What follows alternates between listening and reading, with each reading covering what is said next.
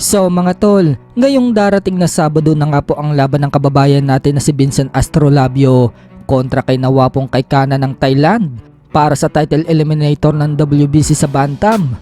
Nasa Thailand na nga po ngayon si Astrolabio mga tol, kasama ang team niya. Puspusan na nga po ang nalalabing araw niya na pag-iinsayo sa Thailand. Napaka-importante nga po na laban ito para sa Pinoy. Dahil kung maipapanalo ni Astrolabio ang laban na yan, mapapasabak na naman siya sa world title shot. Alam naman po natin mga tol na si Alexandro Santiago ngayon ang kampiyon sa WBC.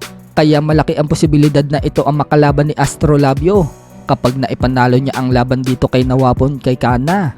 Kailangan mapabagsak ni Astrolabio itong Thai fighter o kaya naman dominahin niya hanggang round 12 dahil Pinoy ang dadayo sa balwarte ng kalaban. Pero naniniwala nga mga tol ang Team Astrolabio na makukuha nila ang panalo via knockout.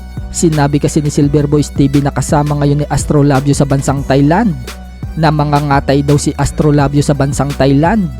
Ibig sabihin lang yan mga tol, talagang patutumbahin itong si Nawapong Kaikana.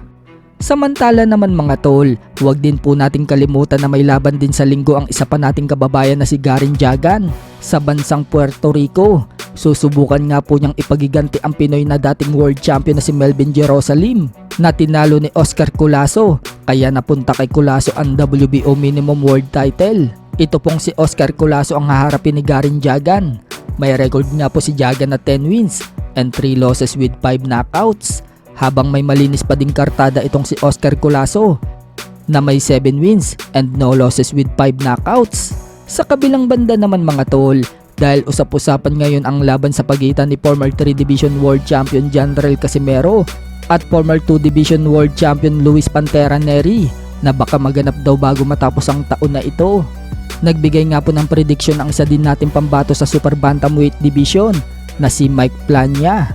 Paliwanag ni Plania mga tol sa YouTube channel niya kung maglalaban daw si Casimero at Luis Neri. Si Casimero umano ang mananalo. Maging ang tumalo umano sa kanya na si Rais Alim, kayang-kaya din daw talunin ito ni Cuadro Alas. Neri at Cham Tata po, sino palagay? Tata ako. Kaya ba ni Casimero si Alem? Ay kaya yun nyo, kaya syempre. Sa kabilang dako naman mga tol, Team Shu, dedepensahan ang titulo niya kay Brian Mendoza sa October 15. Sa hindi po nakakakilala dito kay Brian Mendoza, siya po yung naka-upset dito kay Sebastian Pundura.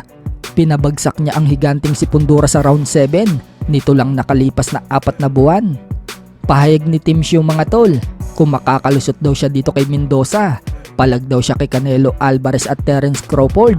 Pero aminado siya na mahirap daw talunin itong si Crawford, kaya nga daw ito naging pound for pound king.